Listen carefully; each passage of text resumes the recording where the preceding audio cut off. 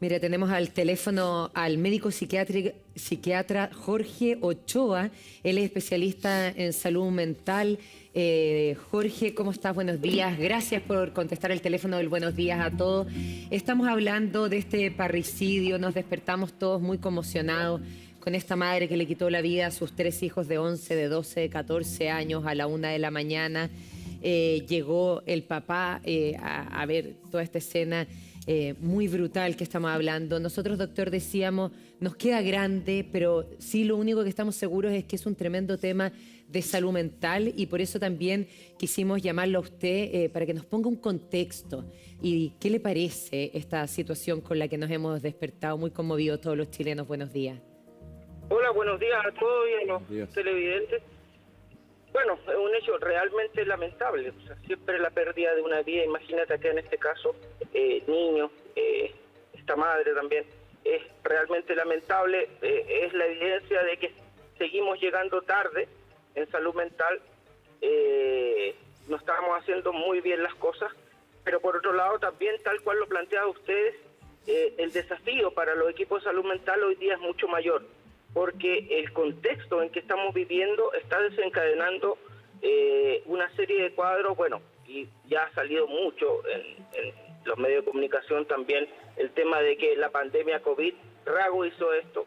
El COVID en sí mismo, yo algo que comento mucho con mis pacientes y con los equipos, el virus en sí mismo genera un daño neurológico, tiene un tropismo por el tejido nervioso. Yo creo que todavía el COVID-19 va a dar mucho que hablar en los seguimientos de personas que fueron afectadas por esto.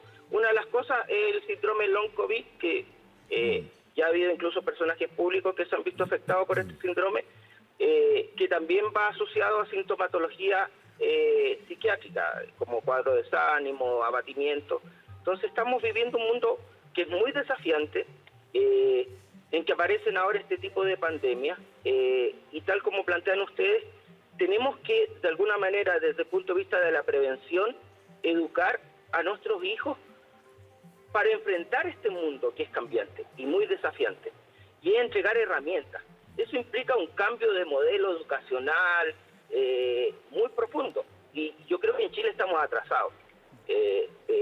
Hoy día las autoridades todavía están enganchadas en discusiones muchas veces banales, y no haciendo foco en esto, en que como país tenemos un desafío enorme con la educación de nuestros hijos, la formación, cómo los preparamos para un mundo que está totalmente globalizado y que es muy, muy desafiante.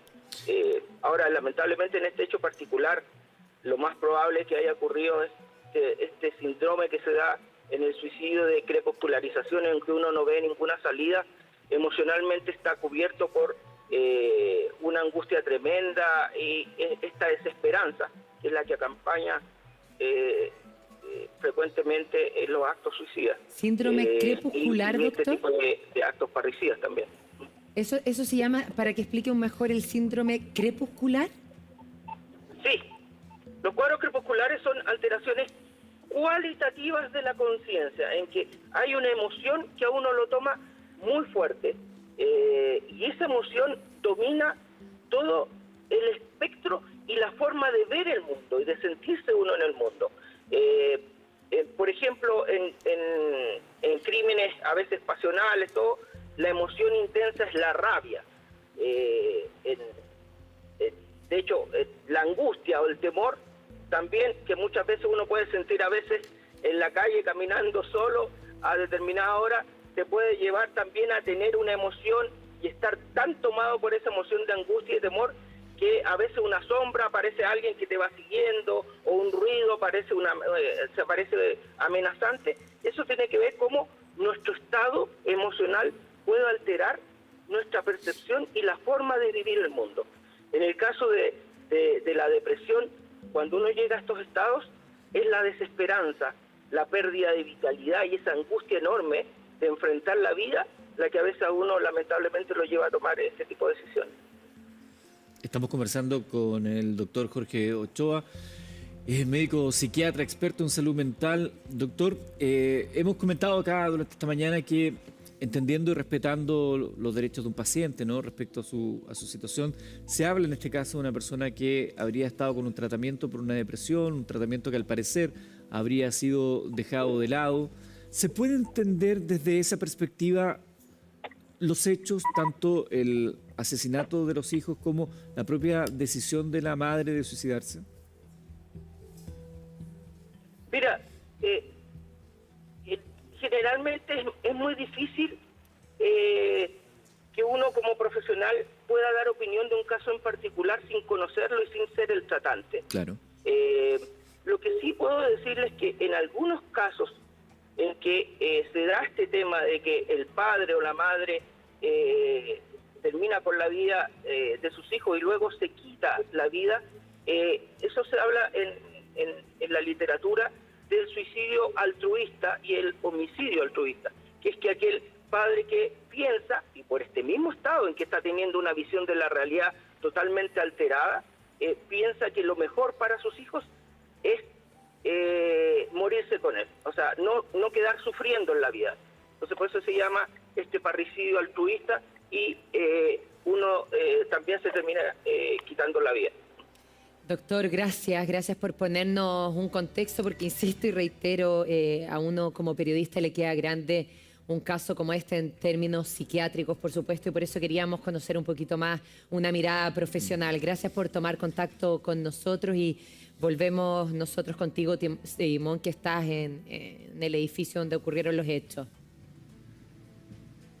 Exactamente, acá en la calle Manquehue han salido hace un ratito atrás los vehículos del Servicio Médico Legal, las diligencias también que ha hecho la Brigada de Homicidios, que han sido bastante acotadas, tomando en consideración que se viene trabajando desde la noche, en donde parece ser que los hechos acá acaecidos están bastante claros y determinados con respecto a lo que pasó. Pero me quedo con esa reflexión, ¿no? Con lo que hablábamos en la mañana, con que hay noticias que te condicionan tu estado anímico durante todo el día, y esta evidentemente es una de ellas.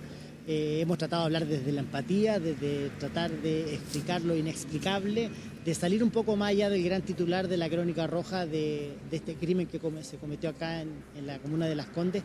Pero esto va mucho más allá, nos tiene que hacer pensar como sociedad realmente en qué estamos fallando, cuáles son nuestras prioridades, y queríamos aportar con esa discusión, desde esa óptica, desde esta vereda. Son noticias en donde cuesta encontrar las palabras, donde cuesta definir, no encontrar una situación de blanco o negro. Acá no satanizar a una madre que tomó una decisión que para todos es ilógica, inexplicable, pero que tiene también un contexto. Yo sé que a veces como periodista, cuando uno habla de contexto, nos dice, bueno, están justificando lo que no tiene justificación.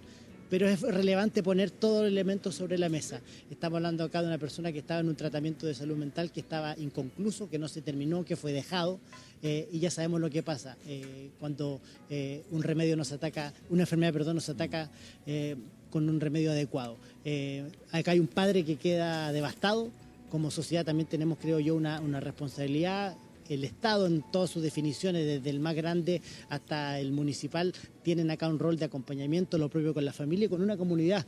Seguramente este edificio no volverá a ser el mismo, porque en el lugar donde jugaban estos niños seguramente hay recuerdos, hay emociones, hay una serie de otros elementos que también van a gatillar. Yo conversaba acá con el gato, que es el camarógrafo de Mega, que andaba en la cobertura, estaba en todos los medios, y él es papá de mellizo, y me decía, ¿cómo está el gato?, le decía yo, y me hacía así con la mano. Son estas noticias que te remueven las entrañas. Yo creo que con esa reflexión me quedo. Gracias, Simón. Son las 9 de la mañana, ha sido un comienzo de mañana distinta esta situación que ocurre en el sector oriente de la capital, que también quiero mencionar ese punto antes de que pasemos a lo siguiente. Es un sector donde habitualmente las personas se conocen menos los vecinos, antiguamente en los barrios, donde la gente se cría en comunidad, se enteran de una cosa u otra y los niños son criados casi como en un... Hoy día estamos en una sociedad donde no conocemos al que vive al lado, probablemente donde tenemos una distancia mucho mayor, y eso también forma parte de lo que tenemos que hacer, lo que se conoce como tejido social, que no es una cuestión política, sino que es simplemente entender en el lugar en el que cohabitamos todos, porque somos parte de una misma sociedad. Tenemos que volver a retomar ese tipo de circunstancias para valorar, entender al que tengo al lado, para tener esa mirada horizontal con el que tengo al lado y no desde la desconfianza o el temor. Tenemos mucho todavía que avanzar. Gracias, Simón, gracias a ustedes también que nos ayudan a hacer esta reflexión. Déjame agregar algo que es el número. Si usted se siente sola en este minuto, si siente que no puede más, créame, tiene solución. Está este teléfono, el 4141, la pueden ayudar. Hay profesionales expertos. Yo sé que siente esto, quizás muchas veces usted siente que no puede más y que no hay salida, la puede haber, llame a este teléfono y la va a ver, créame, con profesionales expertos. No quiero dejar este espacio sin que hagamos ese llamado tan importante. No estás solo, no estás sola, 4141.